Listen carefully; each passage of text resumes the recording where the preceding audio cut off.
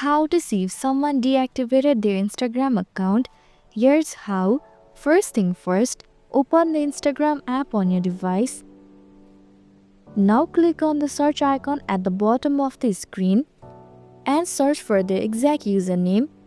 Then search for their account and open their profile from the search result. If their profile appears but looks completely empty, this usually means the person has deactivated their account.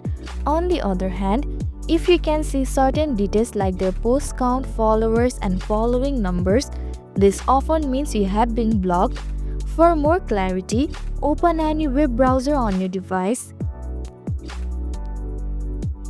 and type Instagram followed by the username into the search bar.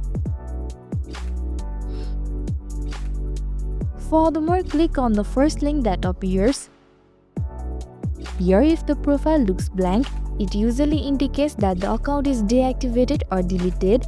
And that's it. If you found this video helpful, make sure to subscribe to the channel for more tips and tricks.